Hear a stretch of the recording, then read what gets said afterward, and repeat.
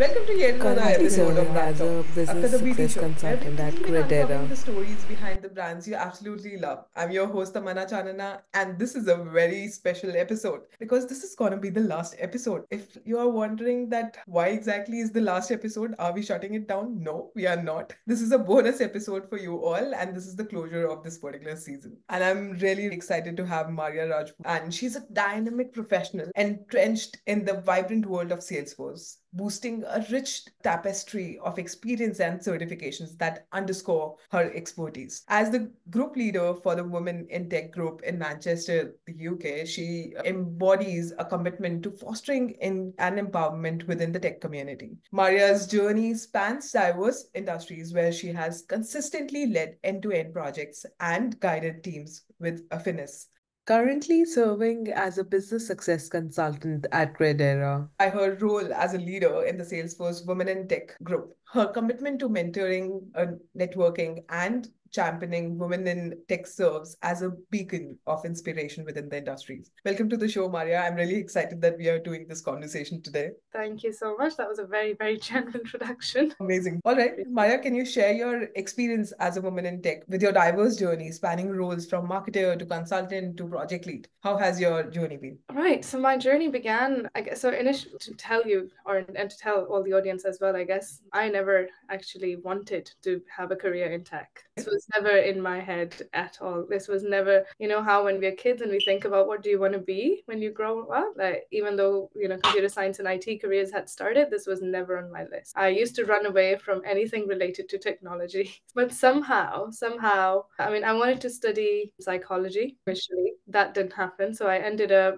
studying business and IT in my university. But in business and IT was like the minority for me. And my majors were in marketing and marketing related subjects, retail and marketing and business marketing and management, relationship building, all of that. And that was my core focus. After graduation as well, my career started off from marketing roles. I started off as a marketing assistant, then marketing executive. And then I was working in my second job, I remember, where this need came up that they needed someone to be trained in SQL Server and SQL language because they wanted the marketing team to be independent and being able to just extract the data from the database directly. So I volunteered, not knowing what SQL is at the time at all. All I knew is, yes, I'll just be able to pull out the data myself. So we did that course. And from there onwards, I think my journey just kind of changed. Like it just opened so many more doors for me that I didn't realize existed even prior to that. So my journey or my career started off from marketing, moved on to the marketing analysis and data analyst roles, business analyst, and then somehow organically, again, not by choice in the beginning, it became a choice a bit later, but somehow it just so happened that pretty much most of the companies that I worked for, my roles were within the Salesforce ecosystem. So starting from my very first job, even before my graduation back in 2006, that's when I first used Salesforce and I was supporting a sales team. Salesforce back then used to be just Sales Cloud, supporting the sales team at the time. And then from there onwards, apart from a couple of jobs in between, all my roles involves Salesforce ecosystem, working in the background and support roles or admin roles or the analyst roles. And then obviously Salesforce then started off the certifications and that became really exciting for me because I was like, right, I already know this. I have already done this for years and I could just do it. And I started off with the admin certification and that just became a career for me, not knowing that this is an option, obviously, way back in the graduation days.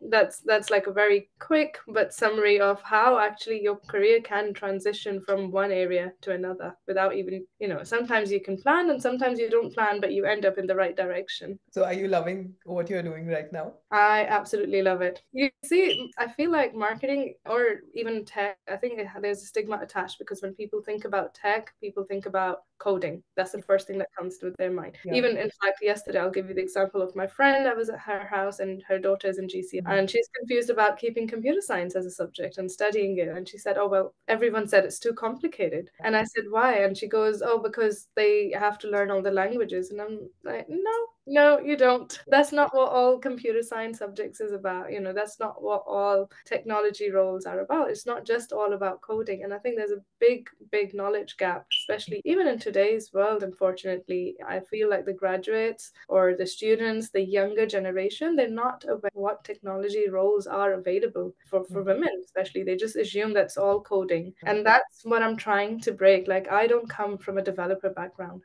Apart from SQL, I didn't learn how to code anything, but I can understand it enough that I know what's going on. So I've mentored the teams, I have led the teams, I have implemented various projects, complete end-to-end implementations. So I understand when I'm talking to the clients, I understand the requirements, and I know Salesforce and my the knowledge of the system enough to know that whether this can be implemented using no code or low code or maybe some code, I guess. So I think it's important to distinguish that and understand it. That's the awareness that I'm trying to raise now, trying to get in touch with the universities locally, just reaching out to the younger generation, reaching out to the students who are either doing the graduation or just fresh graduates, and helping them understand that there are other roles other than non-technical, other than the technical roles. Indeed, being from a technical background and turned as a marketer, I can totally relate to the entire journey, to be Well, honest. around for you then.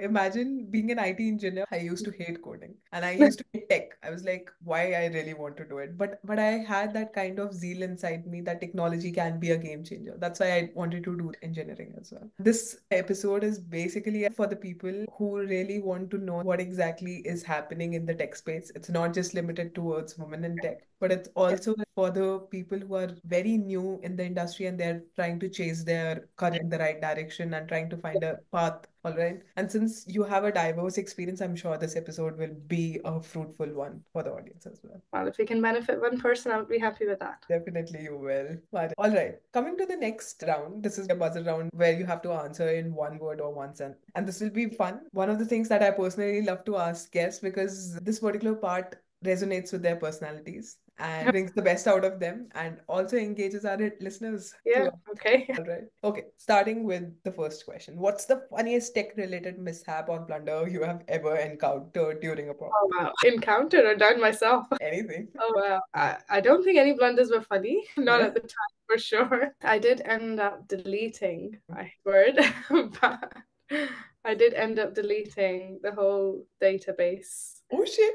Should I say database? All the data extensions, I would say. I did end up deleting all the data extensions from Marketing Cloud while I was working for, if anyone's listening, they would remember, my manager would remember this. And I think what happened was in Marketing Cloud, I don't know if anyone's used Marketing Cloud in Salesforce, they would know that or anyway, it was the case 4 years ago, when you're clicking delete button on the data extension, it just deleted straight away everything. Yeah. So delete all data extensions. Thankfully, obviously, thanks to backups, it was all restored. Yeah. It took a couple of hours. The reason I'm sharing it, not very proudly, but sharing it still, is because if there's one thing I've learned, it is the fact that everyone makes mistakes. I don't think there would be anyone in senior leadership roles who would come and say, they've never done anything. I think everyone makes mistakes, and that's absolutely fine as long as you don't repeat it. So I'm going to say that I've never deleted it again. That was one big lesson that I think one learned. Did your managers do something after that? No, they were very supportive. It's just something that doesn't pop up with an error message or a warning message or anything. So they knew, and it's something that actually someone else had done in the team as well before. So all right, they were they used. understand. Yes. All right, cool.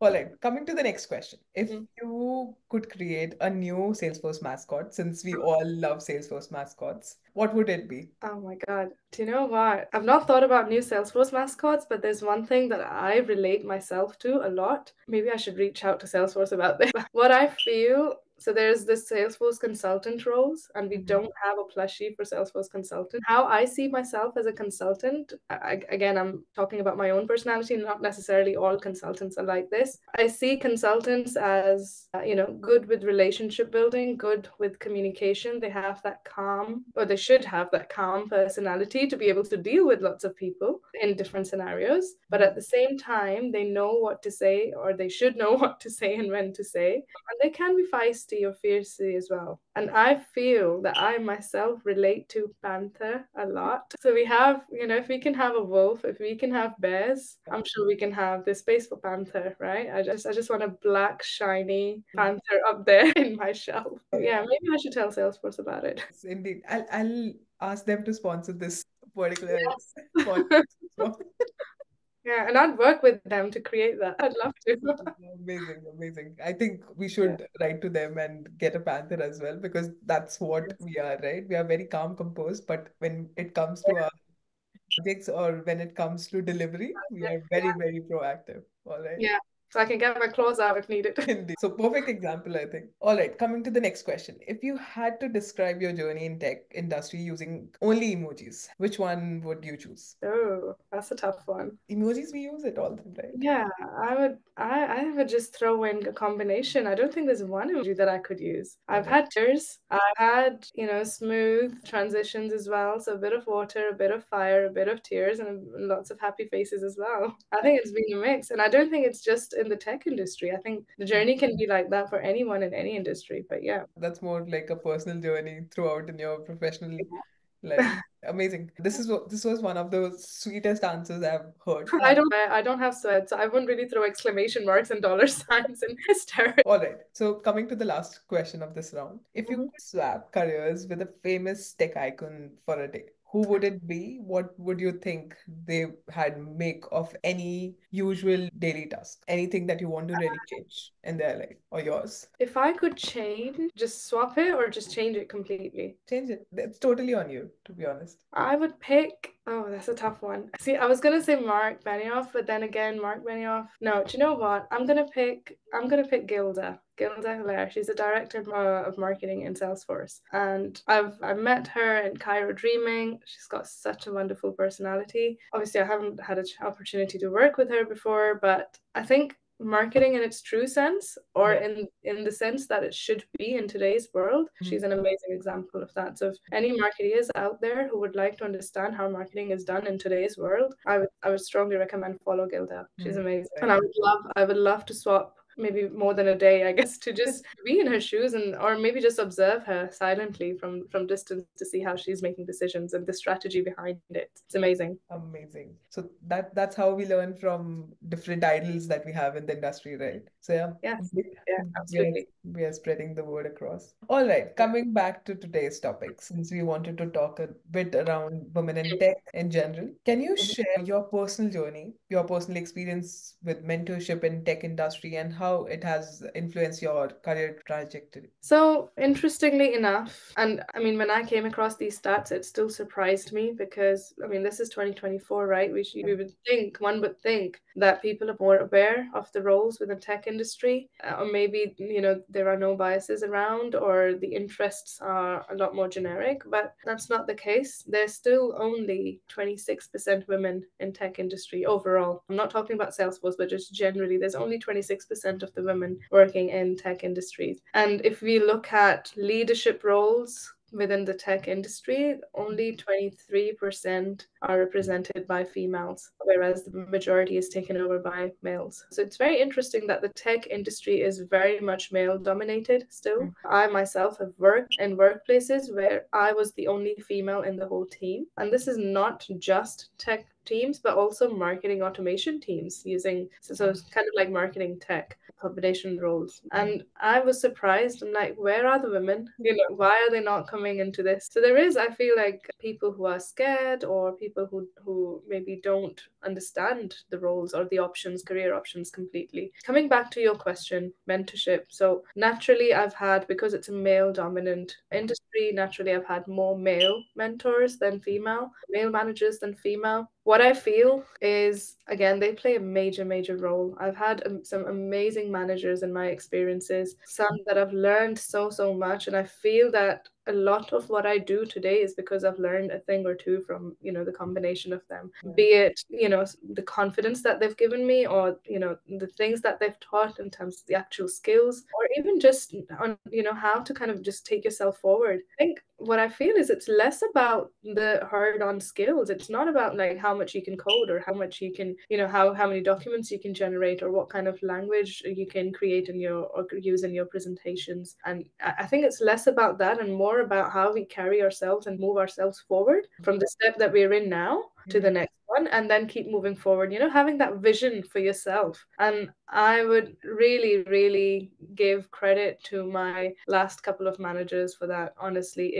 If it hadn't been for them, I don't think I would have the vision that I have today for myself. So it plays a huge, huge role. On the reverse side, there are mentors who would really put you down. I mean, I wouldn't call them mentors really, but they're playing the role of a mentor. But I think what people lack is, it's irony of the word, but people lack people skills. They don't know how to treat juniors. They don't know how to help them move forward. They're not sure how to guide them in the direction that they should be guided towards, or that suits them, or people skills, soft skills. Unfortunately, there's a huge deficiency. I've seen a lot of managers who have been super supportive. A lot of them were not. But to be honest, it made me a better person because of the up and downs that we have gone through. It's a great journey. Once you get a mentorship yourself, you become a better mentor to others as well, because you know that these are the things you are not supposed to do for others. Yes, absolutely. And I strongly believe in that. And I try and practice. And you're absolutely right. It's not just the managers and not just the people that you're working with. Mentors could be anywhere around you as well. They could be people in the same company that you work with. They could be people that you just know or happen to know, or people you follow. And sometimes mentors don't know that. I gave example of Gilda. I follow her on LinkedIn, but I follow her posts and how she's writing things, and the kind of posts that she's using. Again, I guess increase awareness. It's all related to the marketing anyway. But it's interesting because she's a mentor for me without her knowing that she's a mentor for me. So mentors could be anywhere. You don't have to have the direct interaction, but again, I was talking more in the capacity where you do have direct interaction with them as well, like not necessarily are your managers. Indeed, there are a lot of platforms as well where you can go and ask for any guided mentorship. You don't even need to pay. So these are the platforms I personally encourage a lot of people to use. Platforms like ADP List and Group Mentor and all of these platforms are a great way to connect with the right people to grow. So even I use as a mentor, as a mentee also, sometimes when I feel that this is not gonna work for me, I'll go and ask these people. Even these are random people, but they are so super sweet, Maria. They're always open to support you. Even if you say that this is a silly question that I have, I don't know what should be my next career goal or something, they'll be very open to guide you through. So I've met almost millions of mentors like that. Yeah, and that's normal. I think it's normal. What we should do is make it normal for people to, ask these questions. I don't see there's any harm in people not understanding what should be their next step, because we do go through phases in life where we're not sure what should we, go towards, or what should be our next step, or what's better, or where should we go. And that's good. It's good to reach out. Yes. Exactly. Because there's no harm in saying that this is something that I'm not able to do. Remember when we were kids, we used to go to our parents that this particular maths problem I'm unable to solve. They used to help us out, or even ask someone who was able to help us out. Yeah. Yeah. So if we can do it as kids, we Yeah. should do it as elders as well. That's what I believe. Absolutely. Well, let's talk a bit about your experience as a marketing automation manager and CRM manager. You have worked with TalkTalk, right? How do you navigate and overcome challenges specific to women in leadership roles within the tech marketing landscape? I'm going to tackle your last point first. So I think there is progress, because there are companies like Salesforce who are individually making a difference and striving to make a difference. Yeah. And that's one thing I like about the Salesforce ecosystem, because they do have that mission of being more diverse. They want to hire and give opportunity to the underrepresented groups, be it women, be it other communities. They want to have that opportunity for everyone within Salesforce ecosystem. Anyway, the numbers are increasing, not decreasing. I'm not saying increase by a huge lot, but they're still increasing slowly. I think at the moment within Salesforce, over 33% of the workforce are women.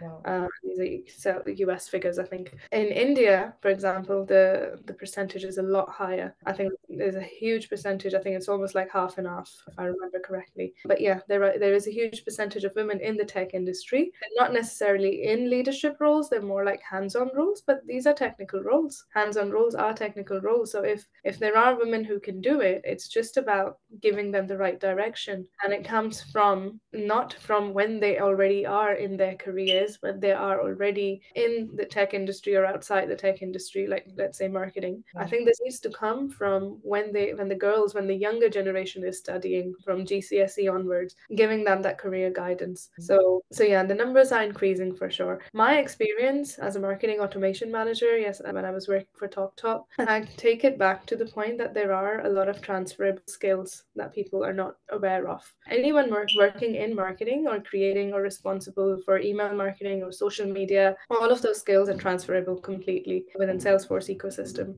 The HTML, because if you're writing emails, if you're creating emails, you will know HTML, you'll be familiar with it. You can use tools out there which are drag and drop functionalities to design the emails, understanding data, who to market, how to send out the emails, when to send out the emails, what the journeys look like. All of these are transferable skills. And me working as a marketing automation manager, the only new skill that I had to learn was AMP scripts, which are used to kind of personalize the emails when we're sending them out. But apart from that, I didn't have to learn anything new. All of those skills that I used as a marketing automation manager, using Marketing Cloud for the first time in that role, they were all transferable skills that I used, understanding the data, understanding how to slice and dice it. I did know SQL prior to that, so I could create the automations using SQL. And again, slicing and dicing of the data, ability to interpret it, ability to create the reports, sending out test emails, A/B testings, all of that. I don't see any reason why anyone in marketing already doing that is not able to make that shift and come into Salesforce. I think that it's just the awareness, and that's what I'm trying to tackle, one step at a time as well. In fact, I have a follow-up question on this. Since you spoke about marketing automation, can someone who's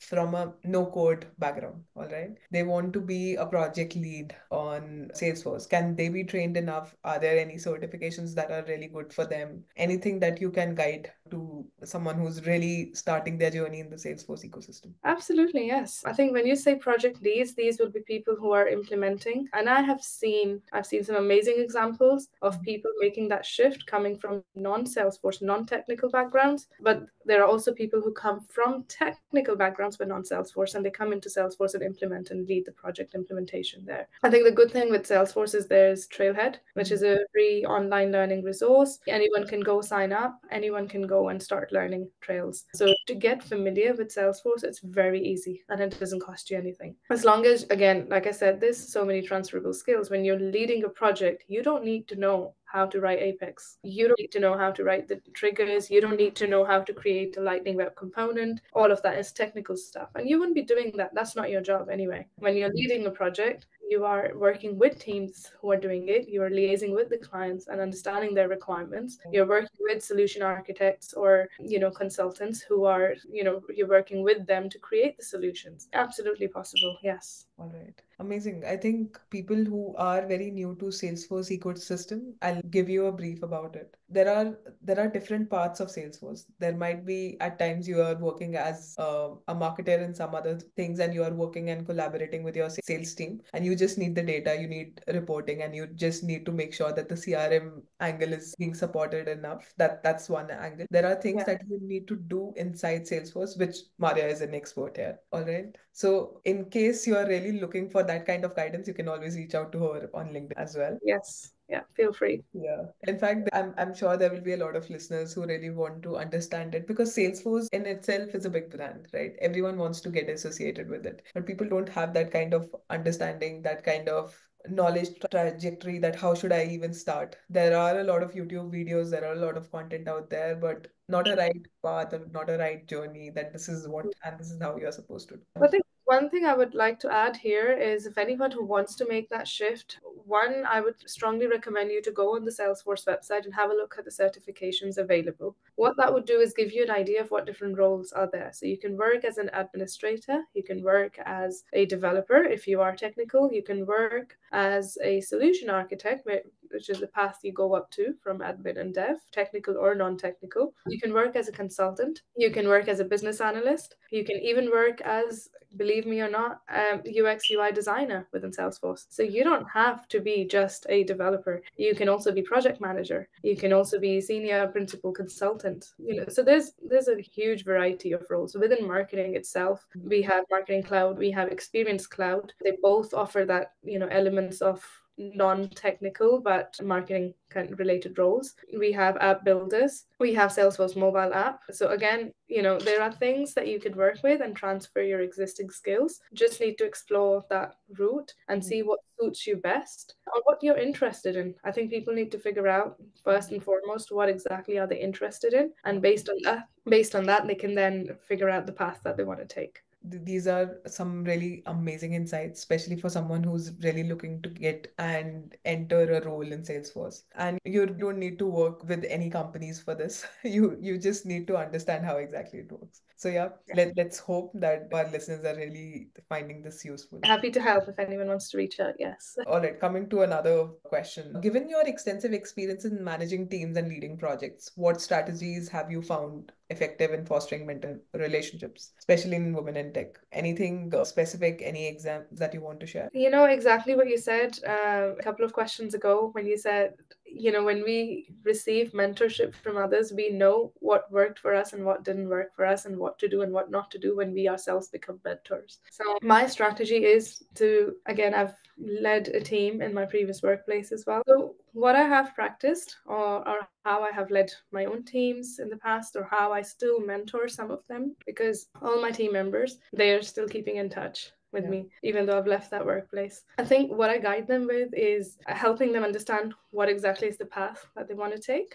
What's their career direction? Where do they see themselves? And then helping them with, basic things like what's the next certification they should do, what kind of job they should do, should we learn how to do triggers? Especially considering that we have now artificial intelligence, right? So a lot of roles are going to transform over the next few years very quickly. We have chat, we have AI literally creating and generating code. So I don't think we will need the developers the same way as we need them today in near future. So it's very important to think about the skills that you want to focus on now to make sure that you are still in demand, 5 years time from now. And literally no question is, a stupid question is what I believe. So anything that they ask, any guidance that they need, I normally just help them based on what I understand. Anyway, it's not like I know everything, but based on whatever I've learned from my own experience, what I can see. And if there's anything that I have learned is the fact that there's a huge lack of focus on the soft skills. Technical skills can be replaced by AI, but soft skills cannot be replaced by AI. No artificial intelligence will come and tell you how to deal with your clients, for example, how to understand your stakeholders and their needs. No robots are going to come and do that for you. They can come and write Apex for you, maybe, yes, but not the soft skills. And I think that's what we need to focus on as well. Right. We have come to the end of the episode. You already spoke about AI and how the future is evolving. What is your envision, especially future of marketing in the tech industry? And how do you see women playing a pivotal role in shaping and driving these advancements? So what I've seen and observed, it's a lot more automated than it used to be. Even like 10, 15 years ago, when I first started my job, I remember writing down, copywriting the emails and then designing literally using pencil and paper what could be the content and how it should look like and where we should place things on the leaflet. And then we would take it to the designer and then they would create something, testing. It was a lot more manual. There was no concept of journeys at the time, not in the place where I was working for anyway. It was a big insurance company. It wasn't like a small company, but there was no concept of journeys at all for the customer. There was no integration of people visiting the website compared to who we're sending out the direct mail to or emails to. There was a lot of disconnects. So just in the last 10, 15 years, things have changed massively. Today's world, there's so much more automation. We create journeys for the customers. We want them to have a connected experience. We want personalized emails to be sent out. We want to know who the customer is and to talk to them about the things that they're interested in. That didn't exist. So I think will continue to evolve. That would only improve. Things will be even more automated. Until a few years ago, we have data analysts who are kind of looking through the customer data and understanding their data sets. Now we have AI.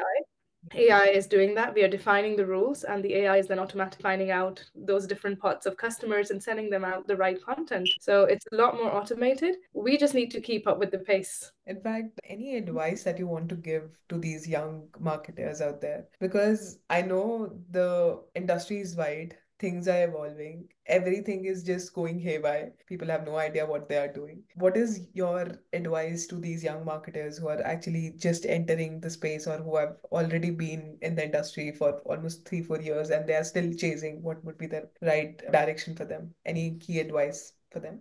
So there's two things I would say. One, I would say don't run away from technology, because the way technology is now getting implemented across not just technical roles or tech industry, but across a variety of roles. Even somebody now working as in accounting or finance, creating pay slips, they have to use a system. So they have to be familiar with the system, right? So you can't run away from the technology. You have to learn one way or another. And you do need to have some sort of technical mindset enough that you can operate systems. Imagine our parents' generation working in offices with files and papers, and now we have computers and laptops and advanced systems. So, and it's obviously there's a change, that shift has happened in that generation. And with the new generation, there's no running away from technology. So don't think that just because you're in marketing or accounting or finance or any other roles, you are not a technical person. I think everyone has that. I think children are born with it now anyway. They just know how to use phones and iPads from birth, pretty much. Exactly. The other thing I would suggest and kind of put focus on, again, is something that I mentioned earlier. These are the soft skills. Do not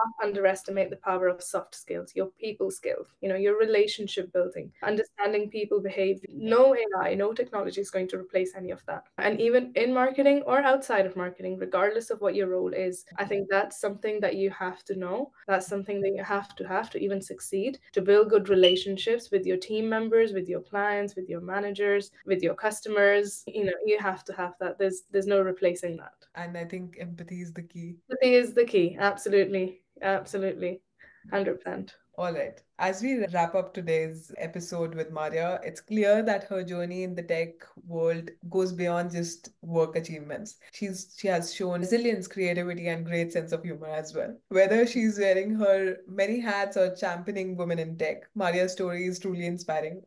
As a woman, I'll definitely say that. And thank you so much, Maria, for coming on the show. It's truly an enlightening conversation, and I'd love to have you in the next coming seasons as well, because the kind of knowledge that you possess and the kind of things that people can learn from you is way beyond than just this conversation that we had today. Well, I'm glad to be here, and I hope that, like I said, even if there's one person who can learn from it or I can help, I think that's mission accomplished for me. The only thing that I want to say, and I think is, again, reiterating what you mentioned in the beginning, is the fact that I've started the Women in Tech group in Manchester. These group meetups are focused on, or anyone who is either already in this Salesforce ecosystem or looking to become part of it. I guess anyone can join. Of course, you do need to have an account on Trailblazer, but that doesn't take long to create. And I think what that would also do is allow you to, get exposure to the free online learning resources that we have already from Salesforce. So do have a look out, reach out to me on LinkedIn if you have any questions, and join the next Women in Tech meeting. Thank you. I'll add the group link in the show notes, and anyone who's interested, it's not just about women, to be honest. It's about anyone who wants to enter into Salesforce ecosystem. They can go ahead and join this group. We usually have meetups in Manchester as well, and in case there's someone who's in Manchester and someone really wants to learn something about it, just feel free to write us on LinkedIn and we'll be able to help you out. Remember, whether you are coding, automating, or marketing, there's always a room for creativity and a bit of fun. Stay tuned for more fascinating talks on Brand Talkies, where we uncover the secrets of successful brands and the people behind them. And remember, you can catch your favorite BD show on your favorite audio platforms, whether Spotify, Apple Podcast, Google Podcast, or Amazon Music. If you prefer visuals, head over to our YouTube channel and hit a subscribe button to know more. Thank you so much for everyone for listening. Until next time, embrace creativity, innovation, and cutting edge of marketing. The future belongs to those who shape it. From all of us at Brand Talkies, stay inspired. Sayonara.